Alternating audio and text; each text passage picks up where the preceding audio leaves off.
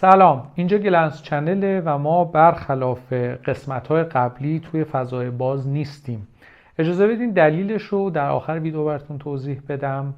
اما امروز ما اینجاییم تا در مورد یک موضوعی صحبت بکنیم که من عنوانش گذاشتم حقیقت برهنه. در واقع بپردازیم به فرهنگ افکاکا در آلمان، در اروپا، در جوامع مسیحی به طور کلی و توضیح بدیم که اساساً این فرهنگ برهنگی و برهنه ظاهر شدن جلوی بقیه در مکانهای عمومی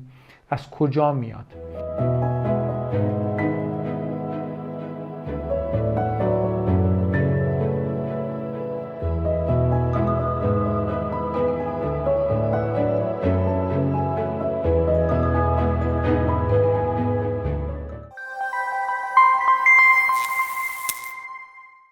برای خود من دلیل و انگیزش حقیقتا این بود که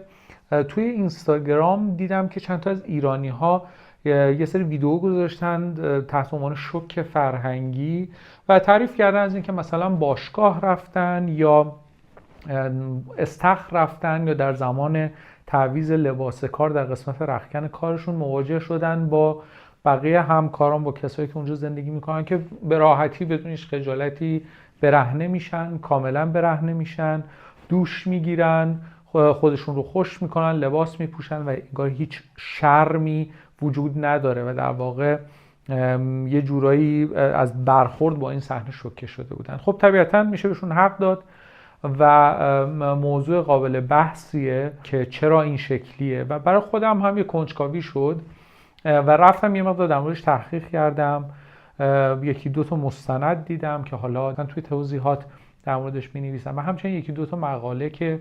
مقاله های تحقیقی جالبی بودن که اونها هم به انگلیسی و آلمانی هستن که اونها هم لینکش رو در قسمت توضیحات براتون میذارم حتما. اما به طور کلی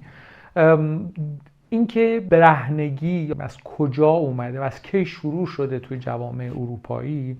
پاسخ دقیقی نمیتونیم بهش بدیم. یعنی به نظر میرسه که تو قرن 17 و 18 بوده، صحبتش در جوامع روشنفکری بوده. تحت چه عنوانی؟ تحت عنوان موضوع بازگشت به طبیعت. یعنی انسان در طی یک پروسه تاریخی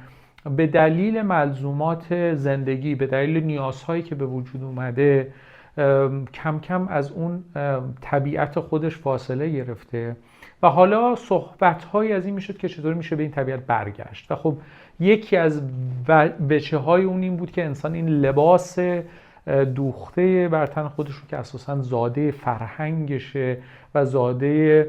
بسیار جز دستاوردهاشه، هرچی متمدن‌تر شده ظاهراً این لباس پرداخته تر شده، اصلا مد شکل گرفته. حالا ما بیایم برای بازگشت به طبیعت این رو کنار بذاریم.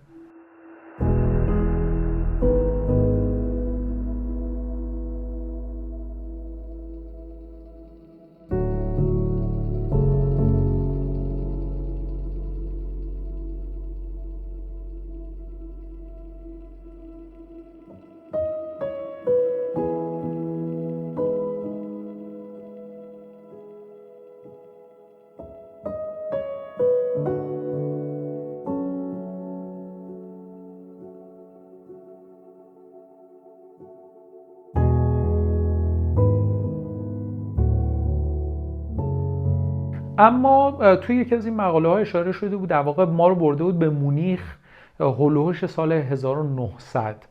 و اشاره کرده بود که توی این سال کسانی بودن که طرفدار این طبیعت گرایی بودن، این فرهنگ برهنگی بودن و توی دریاچه ها برهنه شنا می‌کردن یا توی مکان‌های تفریحی مثلا برهنه ورزش می‌کردن و خب توی جامعه تحت فرمان قیصر آلمان نویسنده مقاله میگه که اونها یک جامعه بسیار سنتی بودن، مخصوصا در جنوب آلمان که یک جامعه کاتولیکه و به نظر میسه که نسبت مستقیم وجود داره بین تقابل با این برهنگی و آزادی بدن و دین و این ظاهرا هرچی جامعه به هر حال کاتولیکتر یا دیندارتر به هر شکلی باشه به نظر میسه این تقابل تو شدیدتره به این شکل که در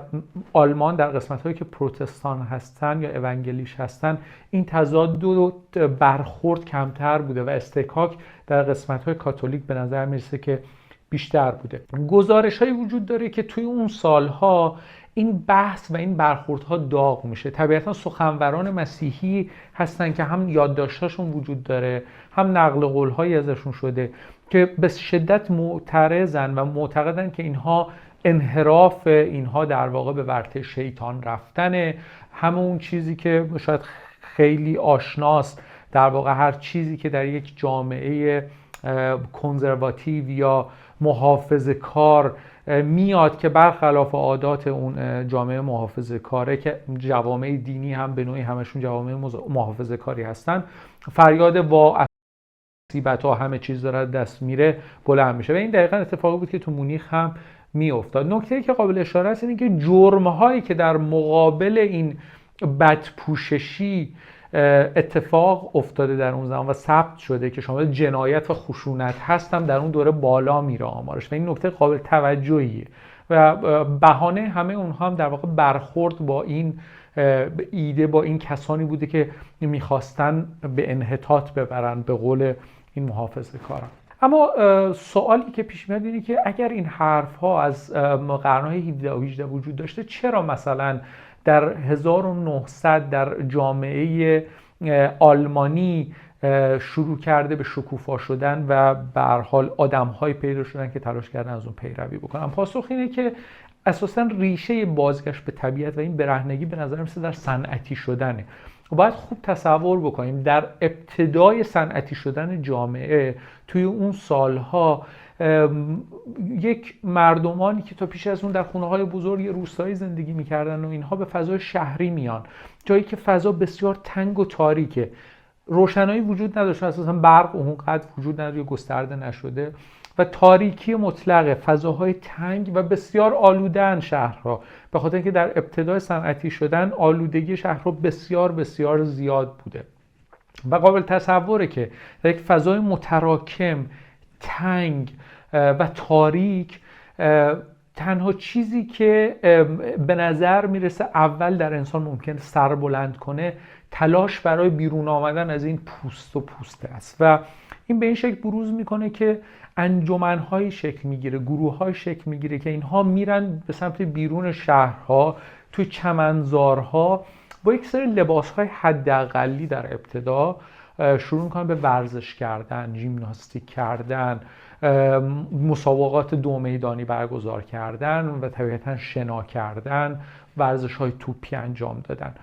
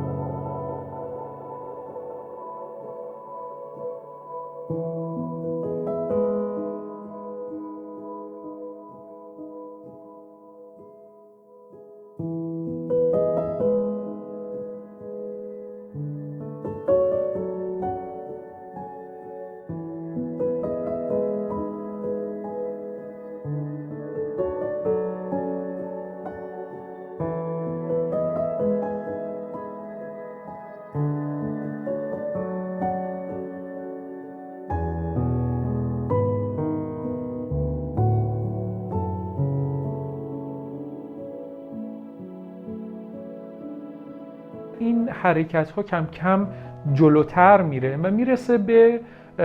اصطلاح برهنه شدن. اساساً آدم ها دوست داشتن که این برهنگی و این آزادی رو احساس کنن، اون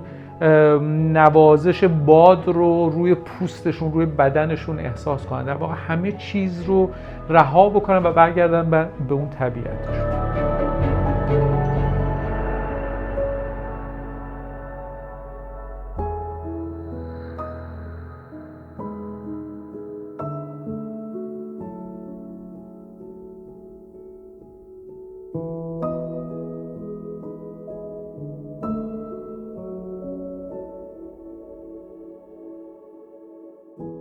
سوالی که پیش میاد اینه که آیا اساساً انگیزه های جنسی درش وجود داشته؟ آیا این نهایتا منجر می شده به یه سری فعالیت ها یا نمیدونم فانتزی های جنسی؟ احتمالا این سوالی که همه در اولین باری که این موضوع رو میشنون به ذهنشون میرسه و پاسخ اینه که نه، به نظر میاد حداقل در اون ابتدا کاملا این نقطه تمایز بوده و این نقطه اختلاف بوده. یعنی در واقع اون مذهبی هایی که مخالفت میکردن میگفتن اساساً این برهنگی مصادفه با گناه، مصادفه با فعالیت جنسی، تباهی از دید اونها و به خاطر همین با اون مخالفت میکردن. و در این حال طبیعتگراها میگفتن نه، به هر برهنگی اساساً اروتیک نیست، هر برهنگی باعث انگیزش جنسی نمیشه، آدم ها میتونن برهنه باشن و در کنار هم دیگه فعالیت کنن. و در نهایت به نظر مثل تقابل این دو ایده بوده و که اون استکاک رو در اون سالها ایجاد میکرده. اما خب طبیعیه که اگرچه جامعه کاتولیک بوده اما اون مذهبی ها اون ابزار محدود کننده رو نداشتن و خب قابل تصوره که نمیتونستن پیروز بشن در این تقابل. و این فرهنگ بدن آزاد که در ابتدا نامی نداشته و بعد کم کم اسمی پیدا میکنه برای خودش که بهش میگن فرهنگ بدن آزاد یا افکاکا به صورت اختصار، این در واقع کم کم گسترش پیدا میکنه. محلهایی پیدا میشه که همه اونجا میتونن برن به صورت آزاد کاملا برهنه کمپ کنن و شامل زن، مرد و خردسال میشه. یعنی این مهمه که محدودیتی حتی برای کودکان در اون زمان قائل نیستن و همه میرن. رفته رفته این فرهنگ محبوب تر میشه. این نکته‌ای که وجود داره اینه که این فرهنگ افکاکا در فرانسه هم گسترش پیدا میکنه. فرانسه کشور کاتولیکیه و سرعت گسترشش به نسبت آلمان کندتر، اما در اونجا هم انجمن‌های شکل میگیره و سواحلی اختصاص پیدا میکنه به فرهنگ افکاکا و حتی جزایری مختص تفریحات با بدن برهنه گسترش پیدا میکنه و اونجا اختصاص پیدا میکنه به این نوع فعالیت ها و کم کم این فرهنگ جای خودش رو پیدا میکنه، مخالفت ها کم میشه باهاش و میرسیم در آلمان به دوره نازی ها یا ناسیونال سوسیالیست ها، جایی که اونها در ابتدا که حاکم میشن فرهنگ افکاکا رو ممنوع اعلام میکنن. جاهایی که اختصاص داشته برای برهنه شنا کردن یا فعالیت های برهنه رو ممنوع اعلام میکنن، اما کم کم نظرشون عوض میشه و میان و شروع میکنن این ایده رو برای خودشون در واقع یه جورایی مصادره کردن و اون رو در قالب اون نظریات خودشون، انسان کامل، انسان ورزیده و اینها مصادره به مطلوب میکنن و شروع میکنن تبلیغ کردن آلمانی ورزیده ورزشکار، هیکل‌های ورزشکار. یعنی در واقع چیزی که در ابتدا طبیعتگرایی، پذیرفتن بدن با شکل خودش، با همون فرمی که وجود داره و نه شبیه پوسترها، شبیه تبلیغات، شبیه چیزهایی که مدرنیته عرضه کرده بهمون، در واقع در شیوه ناسیونال سوسیالیست ها تبدیل میشه به تبلیغ برهنگی بدنهای ورزیده که به نوعی تبلیغ به اصطلاح انسان ایدئال نازی ها باشه که همون انسان کامل یا انسان ورزیده یا قدرتمنده. و این اوج پیدا میکنه در المپیکی که در دوره نازی ها برگزار میشه. اونجا در پوسترها، در تبلیغاتی که میشه این خیلی بیشتر به چشم میاد و اول شدن آلمان هم در اون مسابقات در واقع مزید بر علت میشه، مهر تاییدی میشه بر این روی کرد که بله ما ورزیده هستیم، بله بدنهای برهنه ورزیده ورزش میکنن، ورزش آزاد و رها انجام میدن و تنبل نیستن و فعالیت میکنن و این نهایتاً منجر میشه به این قهرمانی ما که الان برترین ملت شدیم در المپیک.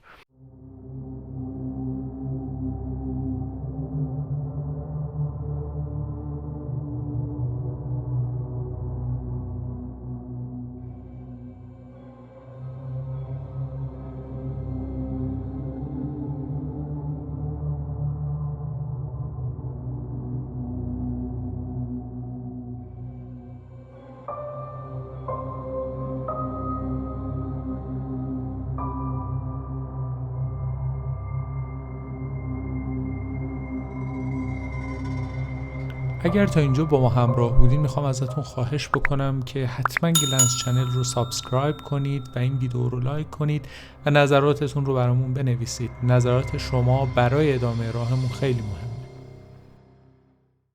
بعد از دوره جنگ جهانی در دوره DDR در واقع اون ایده های چپی ظاهرا روی خوشی رو به افکاکا نشون میدن و اساساً محیط هایی که این فرهنگ افکاکا درش وجود داشته خیلی بیشتر میشه. تلویزیون های رسمی در واقع یه جورایی اون رو تبلیغ میکنن. بینیم گزارشگرهایی که برای گزارش تهیه کردن وارد این مناطق افکاکا میشن و مردم مصاحبه میکنن، خودشون برهنه هستن و یه جورایی اساساً با ایدئولوژی حاکم بر آلمان شرقی هماهنگ بوده و مناطق که اجازه داشتن در واقع افرادی بیان و به صورت برهنه فعالیت بکنن به صورت اختصاصی روز به روز بیشتر میشه و به تعداد خیلی بالایی میرسه و این فعالیت ها اساسا گسترش هم پیدا میکنه. یعنی ممکنه شما در کنار جاده قدم بزنید و ببینید که یه تور دوچرخه سواری برهنه که همه برهنه هستن از کنارتون عبور میکنه و خب این در واقع از مرزهای خودش هم خارج میشه، فرهنگ طبیعتگرایی یا برهنه گرایی. توی فرانسه هم تو همین دوران در واقع اوج میگیره اینها با انقلاب‌های 68 در واقع با می 68 همزمان میشه و توی هولوش دهه 70 یه شعبه‌ای ازش جدا میشه که مثلا یک جزیره اختصاصی خودشون دارن و یه مقدار جنسی تر میشه، در واقع برمیگرده اون فانتزی های جنسی و اونجا حالا کلوب های شبانه، فعالیت های جنسی گروه و چیزهای شبیه به این اتفاق میفته که در کل با ایده بدن آزاد در تضاد بوده و تا امروز هم که در جامعه اروپایی، جامعه آلمانی و جامعه غربی اولین هدف این پلورالیست ها و طبیعتگراها مقابله با این تصویره که اساساً تصویر جنسی یا اروتیک رو بزداین از فعالیتی که دارن میکنن یا علاقه‌ای که دارن به طبیعت. اما اون فعالیت در فرانسه محدود بوده و بیشتر جاها به همون شکل طبیعتگرا ادامه میدن. اما بعد از اتحاد دو آلمان کم کم این بدنگرایی، طبیعتگرایی یا برهنگی فرهنگش رو به افول میره. خیلی از سرمایه‌گذاران آلمان غربی میان و این کمپینگ، محل‌های کمپینگ رو، این محل‌های شنا رو، محل‌های ورزش رو میخرن و تبدیلشون میکنن به مکان‌های عادی. در واقع از اون مجوز افکاکا رو ازشون میگیرن برای اینکه بتونن بیشتر توریست به اونجا جذب بکنن. اما همچنان تعداد باقی میمونن و امروز هم در سرتاسر اروپا وجود داره، در فرانسه و آلمان وجود داره، اما به شکل عمومی یک فرهنگ پذیرفته شده است. یعنی در واقع اساساً تابعی وجود نداره و به خاطر همینه که شما ممکنه در طول یک فعالیت روزمره مثلا در باشگاه در قسمت دوشش مثلا آدم‌ها رو برهنه ببینید بدون که کسی با اون یکی کاری داشته باشه یا این کسی توجهی به اون یکی بکنه.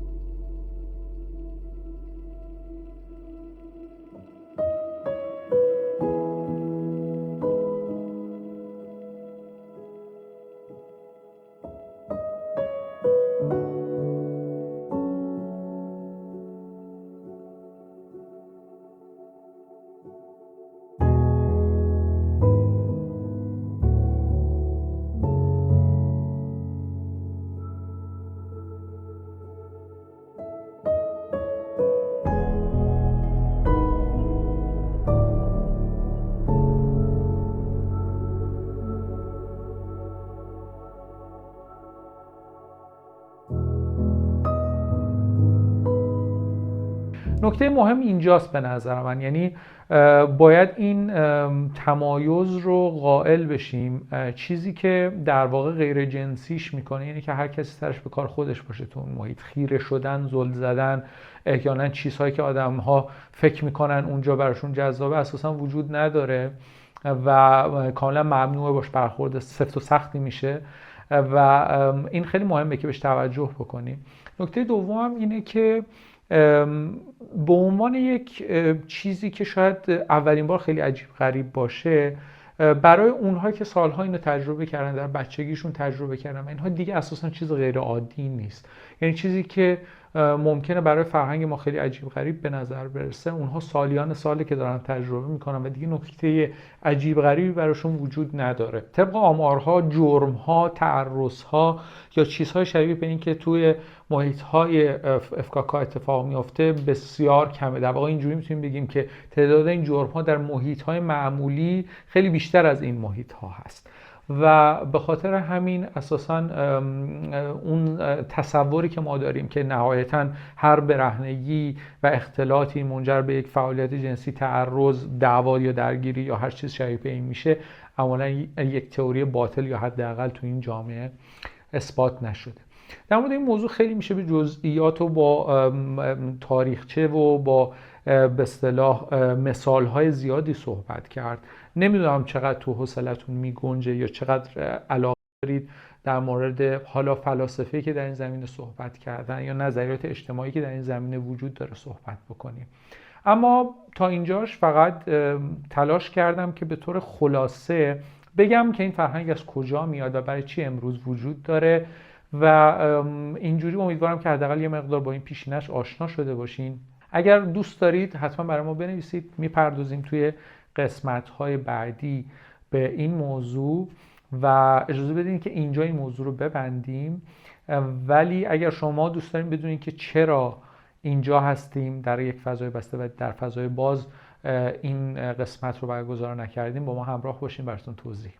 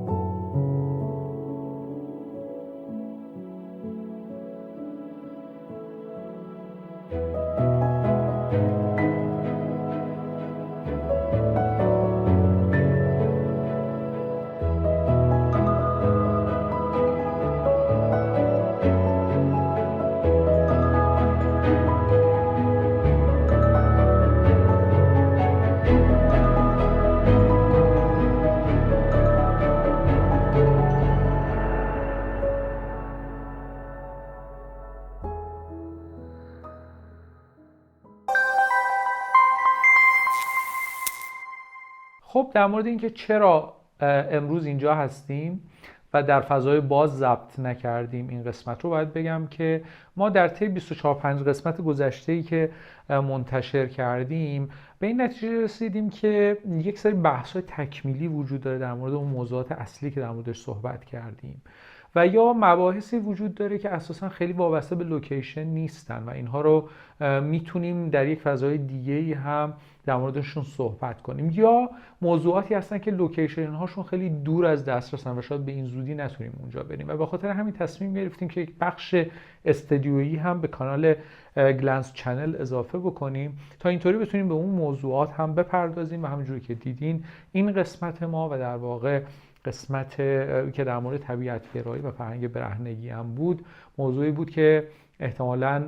دشوار بود در لوکیشن ضبط کردن به دلایل مختلف. اما به طور خلاصه ما روند قبلی و روند اصلی کانال رو حفظ خواهیم کرد و در لابلای اون هم قسمت‌هایی رو به این شکل در استودیو ضبط می‌کنیم. امیدواریم که بتونیم به زودی در آینده هم به شکل لایو در استودیو به بهانه گفتگو یا پاسخ به سوالات هم در خدمتتون باشیم. مرسی که با من همراه بودین. ممنونم و تا قسمت بعد.